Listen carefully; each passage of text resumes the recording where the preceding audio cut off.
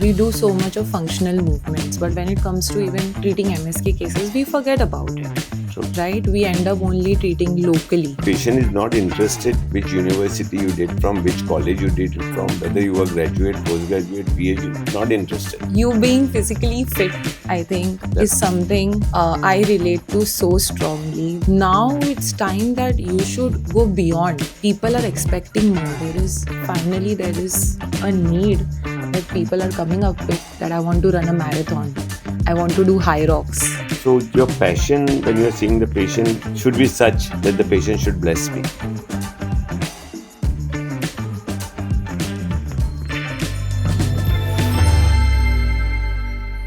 I'm Professor Dr. Ali Irani from Nanavati Max Hospital, Mumbai, and we are going to talk today on Physio Talk by Zandu Fast Relief. So I'm going to introduce Aishwarya Nigam, a physiotherapist and a popular physiotherapist in India. So we are going to chat about our profession to understand more. So you can ask me your questions. Yeah. I'm going to ask you the question that I want to ask. Okay. And all these questions and answers are going to be for all the physiotherapists in India and abroad. So thank you so much, sir. And I'm glad that this is not a podcast. And I'm also worried it shouldn't turn into a viva for me, because you've always looked at you like that. But I'm really glad that this initiative is taken, where we can answer and understand these burning questions that all the physios have, who are growing and learning right now and are aspiring to become something big and important. So I'm really glad that this will reach them. Definitely. So just to explain you, because you all came much later, so I will take you back to 1978, 79, where there were only 7 physiotherapy colleges in India. Only 7. 2 years physiotherapy course, hardly 10 or 20 students in each college. And I belong to MS University, Baroda. I went there because it was a degree college. They were giving B Physio. Okay. So we had a round of written exam and Viva. Crazy. So I was so happy that the Viva had more to questions like which sports you play, which sports you know. So I could very well say, correlate, because I've played football, volleyball, hockey for my school, for my college. And in one of my injuries, when I was playing for Bhavan's College football, I got injured, went to the physiotherapy department of Nanavati Hospital. God bless his soul, Dr. Anand Doshi. He told me that we don't have a sports physiotherapist in India. So that was my first click. Oh, I should do physiotherapy and go for sports. So that's how I followed my passion. Went to Baroda, finished my studies. There were no post-graduation in physiotherapy. So you had to come and work as a researcher. Yeah. So for some months, I went to Haji Ali for the post-graduation diploma in physiotherapy and rehab, it was called. After that, started doing my research with Bombay Hospital under Dr. Rambhai Patel. God bless him also. He had taught me a lot. So I would consider him as my mentor. He's no more, but learned a lot from him. And for 2.5 years, I was with him till I was called at Nanavati Hospital to head the department. Amazing. So I just want to know what made you decide on physiotherapy. So very interestingly, that the first 2 people who made an impact were my parents, obviously.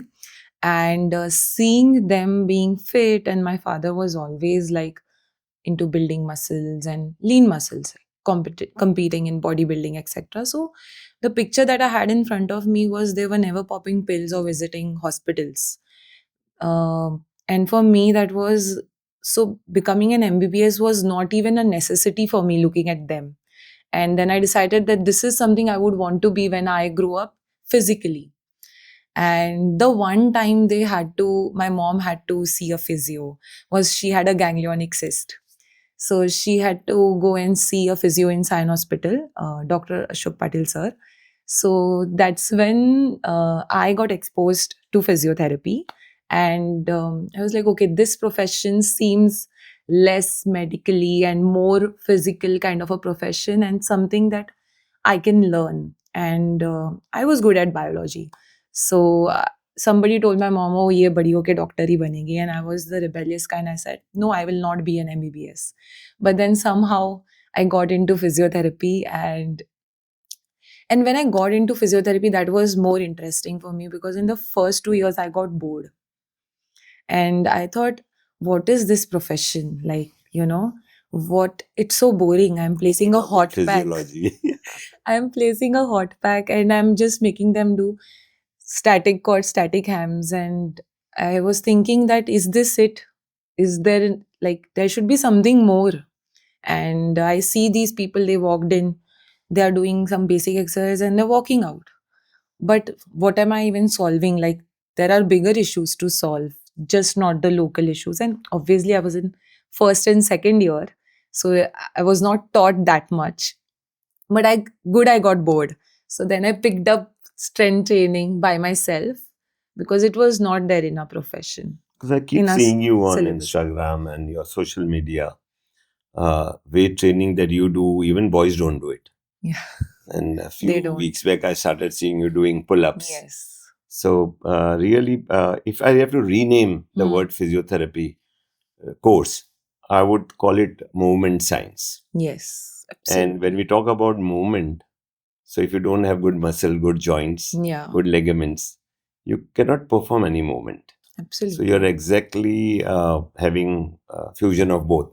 Yeah. Doing your weight training. I've seen most of your exercises that you are doing it with in your gym or with the patient. Yeah. It's something different. As simple as even in neurophysio, you must have experience. We do so much of functional movements, but when it comes to even treating MSK cases, we forget about it. True. Right? We end up only treating locally. And now it's time that you should go beyond. People are expecting more. There is a need that people are coming up with, that I want to run a marathon. I want to do high rocks. I always believe that we should give much more than the expectation of the patient. So whenever I see you, this question keeps popping my mind, and I think everybody wants to know this. So how did you get into the Indian cricket team, and how can one person now, like one student now, enter into it? Like, what would it take now and then? I remember when I was in Bombay Hospital, there was a queue of a lot of sportsmen coming for treatment. One of them was Hanuman Singh, who was the chairman of selection committee of cricket team, BCCI, that time. I'm talking about 1986. So when you see me treating so many sports people, and then I was treating his shoulder, his knee. So he told me, you are at the wrong place. You should apply for Indian cricket team. And Indian cricket team had just come back winning the World Cup 83. And all the reports said what the problem with them was not having a physio that time. Oh. So the manager had to keep giving them painkillers whenever anybody went. Interesting. So by that time, when this talk was going on, I was shifted from Bombay Hospital to Nanavati Hospital. So they had approached, and then a hospital gave an official letter. If you remember Dr. Anand Joshi, arthroscopist. So almost we joined Nanavati almost together in 1987. So a hospital gave two names to BCCI, and we were called for interview. And finally, it was decided that 87 World Cup, Reliance World Cup, we both will go. The last moment it happened that the ICC rule said only one can go. And again, we both went. I praised him. He has come from US, so he's the right person. He said, I'm a surgeon, so on the field, if you want magic, he should go. So finally, it was zeroed down on me, and I was sent to Udaipur camp for preparation of 87 World Cup. So, but now it is, I think so, you have to start from a club level. They should see you at playing for a physiotherapist for any, maybe a state team, Ranji Trophy team. Then zonal teams were there. Then under 19, under 16. So it sort of gradually you have to climb the ladder. Yeah. At that time, I think so, there was no competition. So it was a walk in. And fitness again. Yeah. But let me tell you, if I could not deliver, I wouldn't have survived 10 years. Yeah. Right. So it was whatever was demand, you had to be there. It was exercise, it was training, it was mobility, it was stretching, it was taking care of the injuries, cuts. Anything could happen. I had seen a shoulder dislocation on the field in between the match, putting it back. Reduce it, yeah. Then cut webs for spinners to do the dressing, and immediately they should be able to bowl. Uh, Hamstring tears, hamstring stretch, overstretching. So putting them back in the game was the priority and importance. Yeah. So that's how maybe I lasted longer. Yeah. And like you said, you had played the sport before, right? Cricket I had not played. Oh, okay. Football I had So played. cricket was one sport that you did not So play, but I had to and be the physio. Yes. It's crazy. But you being physically fit, I think, is That's- something I relate to so strongly that I feel that if you're a physio and if you cannot perform a set of exercises and you expect your clients or your patients or your athletes to do that, I think that's a big red flag. See, I'll tell you, there were players which, to encourage them, I used to allow them to be 10 meters ahead of me in 100 meters dash. Hmm. And I could catch them in Okay. 100 meters. Just to tell them how much they should train Right. or what should be the training, what Yes. should be the speed. So Absolutely. many of us seniors who retired, it was not because they could not see the ball, Yeah. they could not hit the ball. Always remember, Hmm. I would say a senior was telling me that when he had taken 2 runs, one of the junior had taken 3 runs. Okay. With 8 cameras being all over, it was an embarrassment. Yeah. I've seen a player telling me, I don't mind betting any given time he would make 100. But he said, if I'm fielding at the slips, if the ball is, if I can't take the ball, I can't chase the ball. So literally he was saying, I need a scooter to go and chase the ball. Because ball nowadays goes that fast. Yeah. So I can't chase the ball. But now see the youngsters, the way they are running, the way they skid also last moment to save the four. So I feel fitness was not there before I entered. Yeah. So I will tell you, they were like their warming up was the batsmen used to go and knock. There were youngsters throwing the ball and they were hitting, and the bowlers used to go and bowl at a wall, so that it hits the wall and ball comes back. Yeah. So that was a warming up. So, but when I went for the camp, I had to. My first talk to them in the evening was when I was introduced. There's a physio with the team. I said, I'm not here to treat your injuries, Okay. but I'm here to prevent that you all don't get injured. Perfect. So the first thing was warm up. The body has to warm. I said, your car, you raise your car. When you start the car, you raise it automatically, or in a scooter, you raise it. So similarly, body demands that's warming up. You have to warm up so that there's a blood flow increasing in the muscles, and then you can stretch. Second is stretching. Yeah. So you'll perform better. Yes. Like even right now we do the newer studies, they say, right? Ki you raise the temperature, you activate the muscle, mobility drills, and then potentiate. Let's repeat the same exercises that you're gonna do, but at a lesser intensity. And all of this, I think, like I even keep hearing you that you keep talking about these researches and different studies that you keep doing. And it's very interesting to hear that whenever you say it. Again, I feel I have two questions here. One is, how do you get the time to, take time out to study while you're working? I believe I divide my day into 3 halves: 8 hours, 8 hours, and 8 hours. So my 8 hours is sleep. Sleep is very important. So see that you get 8 hours of sleep. And I believe that 11 to 4 is the best time. Don't sleep after 11. You should sleep before 11. So 11 to 4 is a repair time.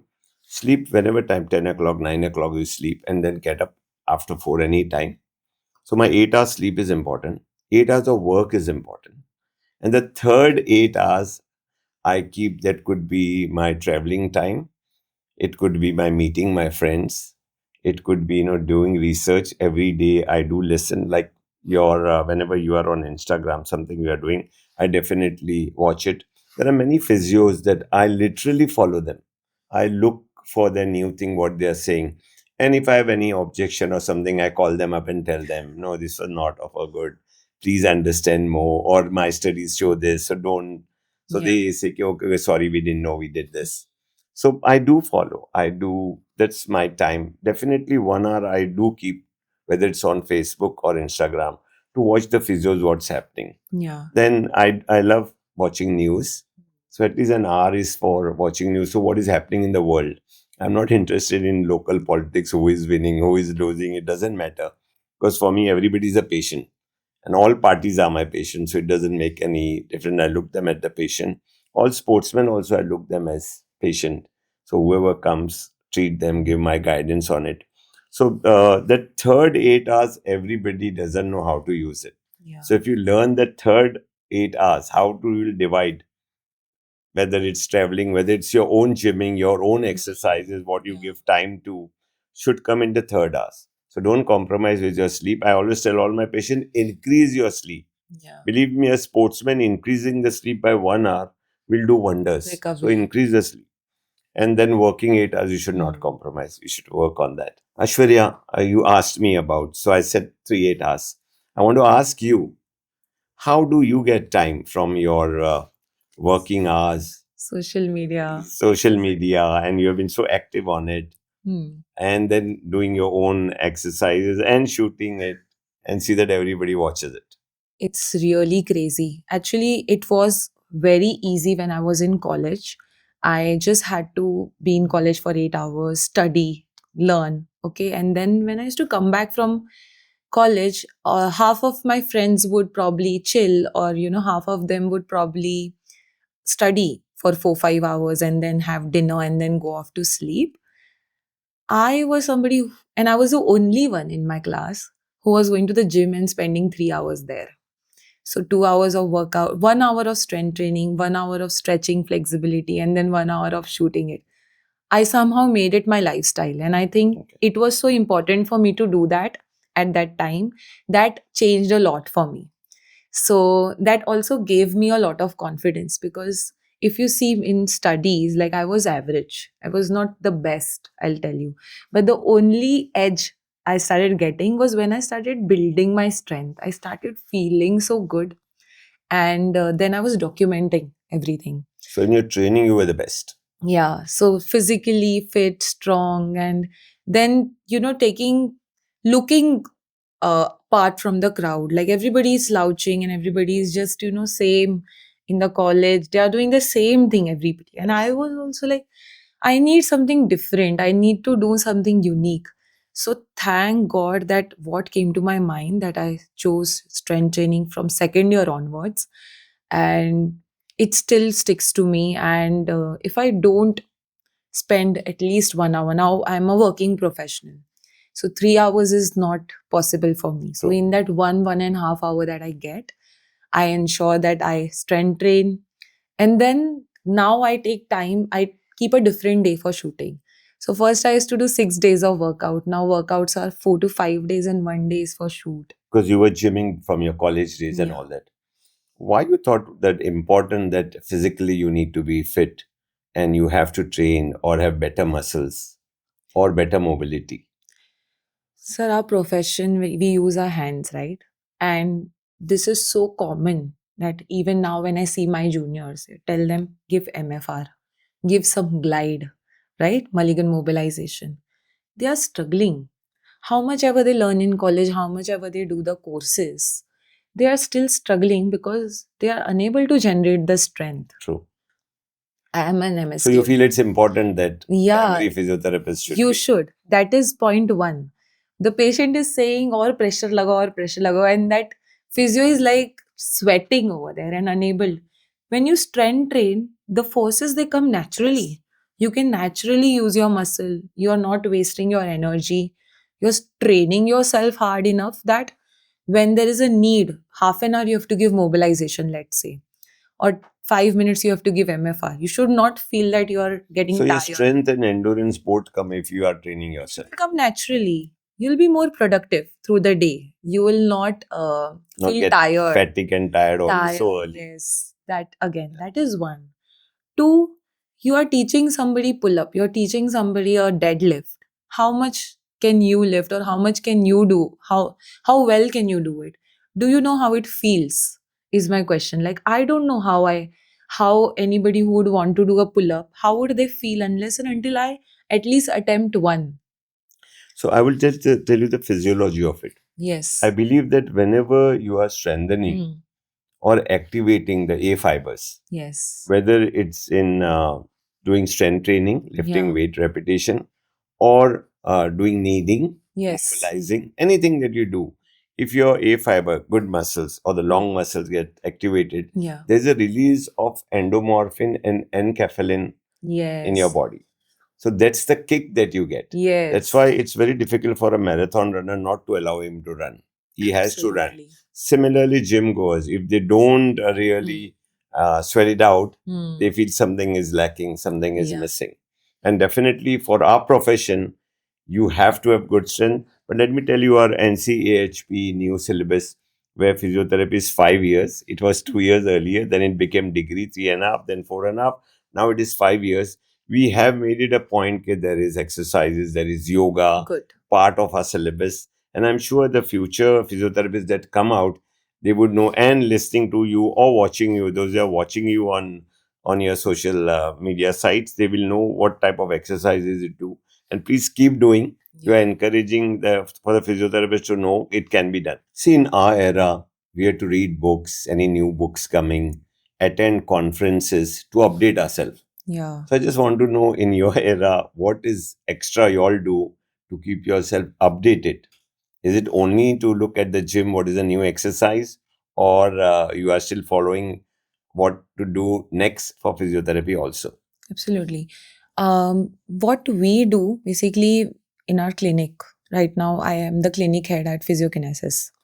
So there we have a continuous learning program that we do, and every week we sit down, all of us. We review the recent articles, we read it. If there is any practical aspect to it, we practice it. Like I mentioned, that I feel every physio must know how to, let's say, if you're teaching plyometrics, you should know Yeah. how to do a plyometric drill. So we do practical learning. We ensure that everyone is skillfully practiced well, like, right? And then yes, we clinically appraise the article, we'll critically appraise it, and yeah, we present that, we study in our group, and that is what we do. And very recently, like on Instagram, you see so many influencers from abroad as well and from India. um, a lot of criticism keeps happening here and there related to Indian physios or outside physios. So we do review them. We have healthy discussions around them. Whenever something like that happens, we read the articles. We see where the article was funded from. Was it funded from the right place, or was it an unbiased article? So we do ensure that whenever there is a recent advance, we see what's the backing behind it, to ensure that the right kind of evidence based practice is done. So I feel like whenever I see a young physio coming to the clinic, whenever we are trying to hire someone, I see a lot of physios who are also BPTs who are way better than MPTs so many times. But then some MPTs are pretty good as well. So this question keeps popping up even in my DMs. A lot of physios would ask me, "ma'am मैं MPT करूँ क्या? Ma'am मैं कौन सा MPT करूँ? Is it worth it?" Because so many of them are getting the advice that, okay, do MPT, you will be more specialized. Don't, no need of MPT, BPT is good enough. Can you clear some myths there? Yeah. See, I'll put it like that. Till today, maybe I'm practicing for the last 42 years. No patient has asked me whether I'm BPT, MPT, or PhD, or two PhDs.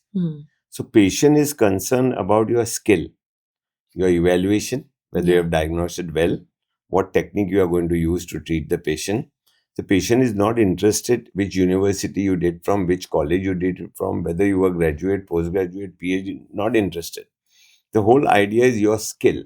Yeah. So you may, I have my, like at our hospital, Nanavati Hospital, the senior most physiotherapist after me is not a postgraduate also. But her skill, will anybody will just want her to treat, right? So I think for academic purpose, yes. You Hmm. want to be an assistant professor, you want to be a lecturer, you want to be a Hmm. professor very fast, Hmm. yes, then even Then PhD is less. So there is two half to it. Clinical, you are I look at you as more a clinical person, yes. clinical physiotherapist, Yes. where your skill works. Yeah. But if you want to teach, Hmm. the government law says to teach, this should be your qualification. Hmm. So you have to be having master's degree in physiotherapy. You have to have a PhD. Nowadays, the new rule is without PhD, you cannot be a teacher. So they want minimum PhD for a teacher, right? So depends. But for skill related, why I've seen so many people giving mobilization, they are not even a physiotherapist. Oh. And yes, But they are skillful. they are skilled. Why the old bone setters, the old age bone setters, where you still see them, right? So I love watching them. Yeah. So where is the anatomy skill? But maybe with experience and or whoever the guru was who taught them, this some of the techniques are just wonderful. We have to pick up from them. Yeah, I think it depends on how um, well read you are from the beginning, and if you've just read the books properly, and if you have practiced the art and the skill repetitively, I think only then you can feel more confident. This is what I feel most students then lack. See, there are a lot of books when we are going to physiotherapy. So the teacher also definitely is reading from the book. But whatever is said in the book, and if you can show it practically, Yeah. okay, what I mean by stretching, the physiology of stretching, but you stretch and show different muscle, that is more important than reading. Because anybody sits at home, read and can give an exam. Yeah. But when it comes to practice, because we are going to deal with patient, the comfort of the patient, is the patient good? I always say like that, your technique should be log chamatkar ka namaskar karte. Yeah. So unless on the first sitting the patient doesn't feel better, why they should come again to you? Absolutely. So their skill counts. Your knowledge should give big lectures. Patients have not come to listen to your lectures. They are here. If you tell them big things, I've studied here, I'm studied in that university, and I've learned this, I've done. No. You show it on me, let me feel better. You are the best. I think your communication skills will matter. Yes. When you're talking to the patient, and empathy. I feel that if you don't empathize with the patient, and the patient should feel very relatable to you. You cannot, like I told you, right? You cannot expect somebody to do something when you have not done it. True. So you should be able to understand the patient at a deeper level and empathize. And I think healing will happen. But there. you have to give time for that, Practice, Yes. experience Give matters. time, listen to the patient. A physio should be a good listener. Listen to the problem because the patient has come with see, most of our medical fraternity in India, it is, you go to the patient, they don't have time to listen because they have to see 50, 60 patients in a short time. But it's a physiotherapist only that I always give example. Oh, absolutely. I always give example of a surgeon. Spend. I tell the surgeons that before the patient, we go and meet the patient whom you are going to operate. Yeah. Right? 10 minutes. Yeah. After that, when you have said that going there, the patient is already unconscious, taken into the theater. But when the patient comes out, before that, the physiotherapist goes and teach them the exercises. Yeah. This is you have to do after, like to start doing it now. Breathing exercises we show them. As soon as they are out of the theater and they are conscious, it's a physiotherapist standing there asking them to do static quadricep or do deep breathing, open your eyes, then teach them how to sit down, then to make them stand, then make them walk. So they are more in contact with the patient. So that's why all the praises will go more to the physiotherapist than the surgeon who has worked hard and done the surgery. Yes. Rightfully so, sir, because we make them, we give them so much of motivation. Yes. While they're recovering. Because we have the time to give them. Yes. Yes. We are taught to do it for Yes. that long, and that for so long, like continuously for multiple sessions. Every session, every minute of the session, we are motivating them. Every next session, we are motivating them. We are showing them a hope. We are giving them goals. We give them homework, घर पे भी करना है. हाँ, and that continuous, we are taking over their life, ensuring that everything that they do in the clinic or in the hospital is implemented at home. Yes. And fitting that into their lifestyle. So this is what even excites me as a physio, and this is what I even do on my Instagram, is that every day I wake up and I think how to motivate so many people who are watching me, how to give them that continuous inspiration. So whatever I've learned as a physio, I've been doing the same thing on Instagram. And the journey is very personal. Like Yes. I do it for only myself, that I'm doing the strength training for myself. I want to be strong, but how I'm feeling, I want to share with everyone, that you should also feel that way. I make it in a simple way to my physiotherapist. You don't need 2,000 patients blessing you. Maybe one patient just blesses you, your life changes. So your passion when you're seeing the patient should be such that the patient should bless me. Yeah. It's better to go to any religious place. So I feel if your patient blesses you, Yeah. it's one of the best things. Yeah, absolutely. More, it matters so much more than a written review. It matters so much more than the cash checking in.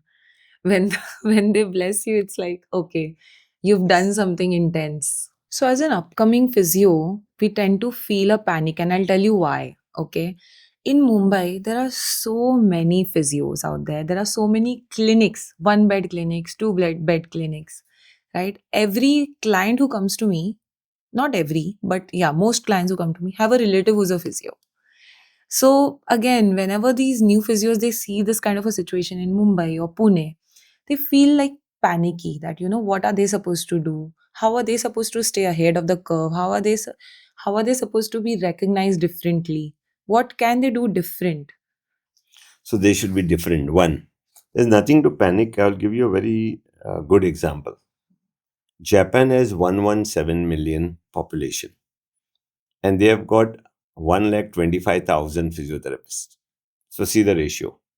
India is 1,450 million population and we have just 60,000 physiotherapists. Okay. Then 80% of the physiotherapists in India are females.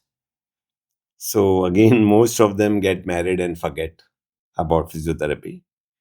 Many have gone abroad. We have more than 10,000 in USA, Canada, New Zealand.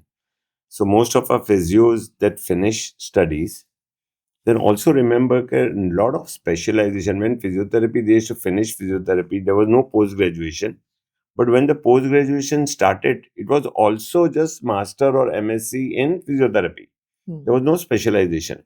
Gradually, it became ortho, cardio, neuro. Then again, subdivided into they went specialization as sports medicine, joint replacement, mobilization techniques came into picture. Neuro became pediatric neuro, adult neuro. Cardio became lung specialist, again cardio specialist, cardiac rehabilitation, lung rehabilitation. So many specialization coming. The latest I saw last 2 years, I've been working and watching Dr. Hayth in Ahmedabad, pelvic flow. Yeah. Such an important thing. I feel every female who has delivered, like our mothers, Yeah. every female who has delivered, they require pelvic floor muscle Absolutely. rehabilitation. Absolutely. So the special, like suddenly in 87 when I entered into sports, the sports became a big thing. So it depends in which field you will specialize or super specialize. So there is a lot of things. So youngsters should not worry. Yeah. I feel every school should have a physiotherapist with them to take care of their vital capacity, to take care of the posture of the school children. Yeah. So you have to explore. Go and be different. If you are different, there is a lot of work to be done. Very interesting perspective. And I think also something you had mentioned to me the last time we spoke about something related to flights.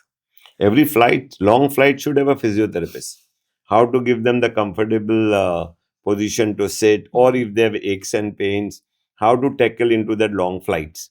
I'm very sure the airlines would appoint and make it a point that there's a physio on 8 hours, 10 hours, 12 hours. We have flights which are 14 hours.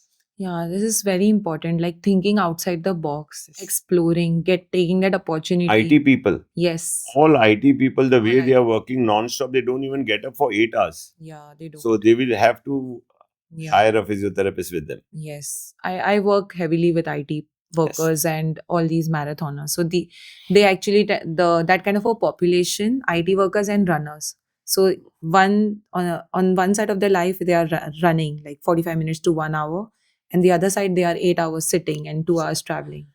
So, Aishwarya, I want to tell you that physiotherapy is no more giving diathermy and ultrasound. Yeah. We have to work and explain the patient on prevention also. Yeah. If they get injured, there are many treatments.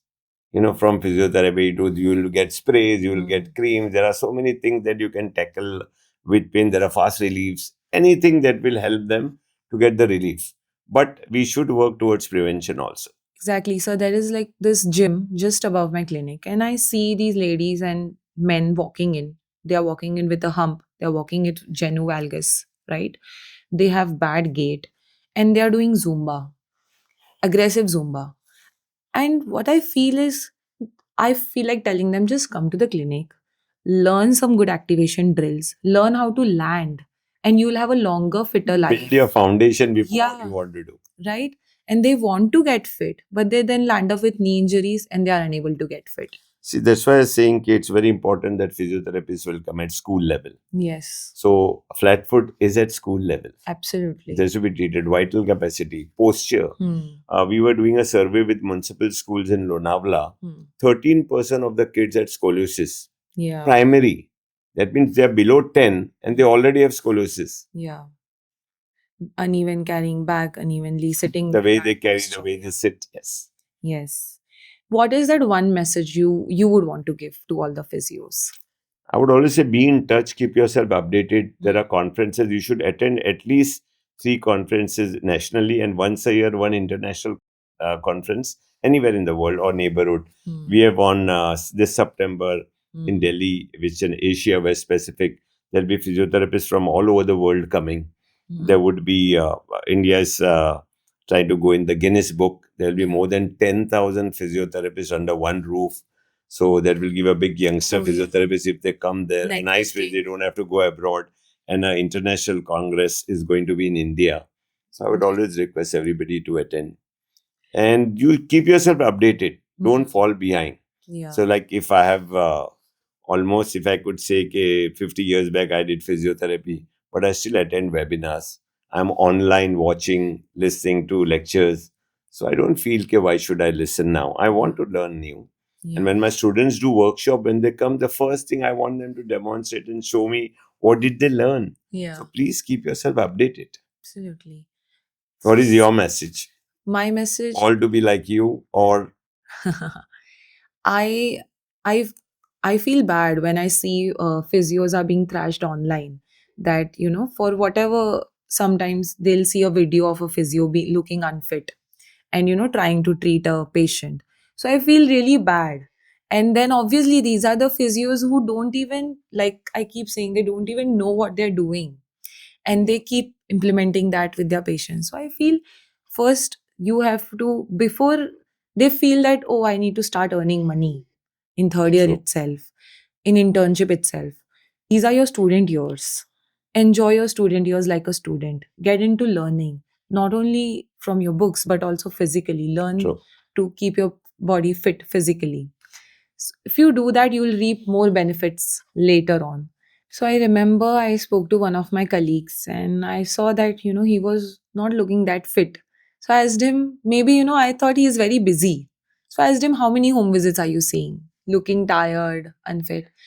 So he said, none, ma'am. I don't have anyone right now. I said, okay. So I hope you're building your body then. If you have the time and if you don't have private visits, I hope if you're not filling up your bank, I hope you're building your body, because if not, if you don't have the patience now, if you work on yourself, you will look good better, you will feel more confident, and you will be able to handle your patients better. So again, that is going to be my advice. If you don't have visits, if you have more free time, use that time in working out on yourself. I would say even if you have visit, Yeah, that though is given. visit your own body also. Yes. Work on it. And also, I feel it is so important to have seniors guiding you.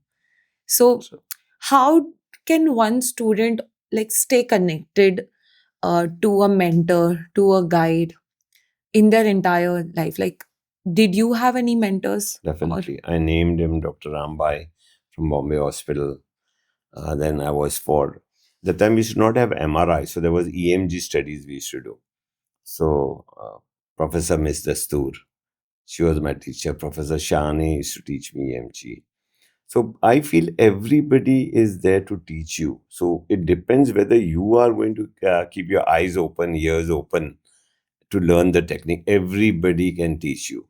Keep taking help. Maybe your own colleague. Sometime I said my juniors, they go for some, even an intern, if they go for a workshop and come, I want to learn a technique from them. And I still remember there are techniques which are very, very junior. Somebody has attended a workshop, come out and they showed me, sir, we learned this technique. I was not knowing, so I've learned. So always anybody, not necessarily should be your senior, not necessarily should be your, what do you say, your teacher, but even your colleague, your junior to you, can teach you a lot of things. So keep your mind open, keep your eyes open, learn the technique from them. Everybody is there. If you are open to learn, everybody is there to teach you. I agree.